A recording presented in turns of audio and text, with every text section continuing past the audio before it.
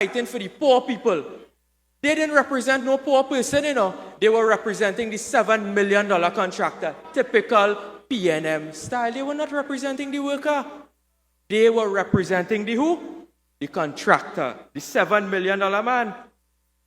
And then I saw some other documents come up and so on. So you would have seen that they say they're going to file more cases and more cases. Well, I want to tell you all something tonight because we do our homework. We have very good lawyers in the United National Congress, and I'm sure you all agree. Because a simple search in the company's registry could tell you that the company called Stephen Samuel Contractors did not file annual returns for the year 2019, 2020, 2021, 2022, 2023, 2024, and collecting government money. They were in breach of the law, and that was the company that those fellas were representing. I think those on record were Larry Lala. I don't know if that fella even win a raffle in his life. Then you have Sinclair O'Neill and Curry Marcel. Those fellas filed a case against a company that was struck out. But it gets worse. Today I asked for a report from the Ministry of Legal Affairs.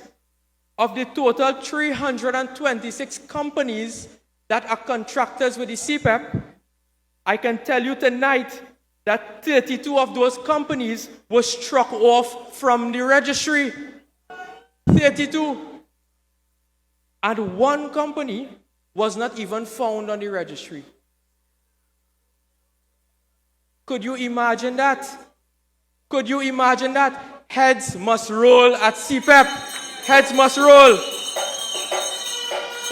And when you think that is enough, it gets even worse. I have in my possession, brothers and sisters, the list of all of the CPEP contractors.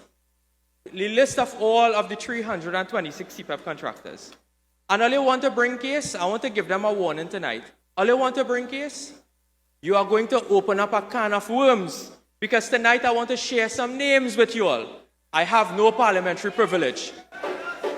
But tonight I want to share some names. There's one particular company called Kudos Cleaning Maintenance Company Limited. They were given the contract on the 1st of March 2023, and the contract ends on the 28th of April 2029. They get a 6-year contract.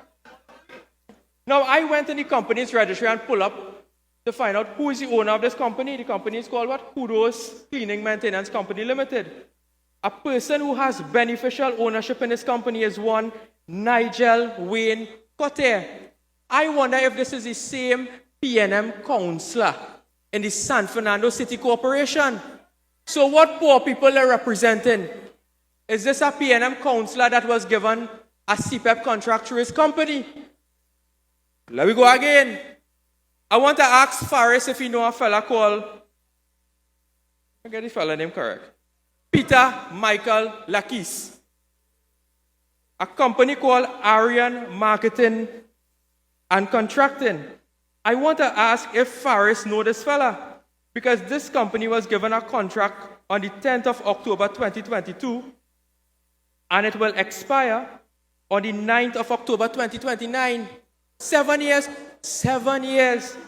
Tonight I want to ask Faris if you know Peter Lakis. This man have a company in Bevan Street, Lesser West, San Fernando. I think that was your former constituency after you were defeated by Dr. Dowlat. And then it have a next company called Marishaw Maintenance Services Limited. You all know Marishaw, the San Fernando West Posse? All you know who is that?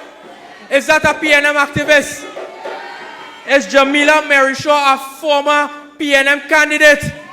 Well, I want to tell you, she get a contract too under her company.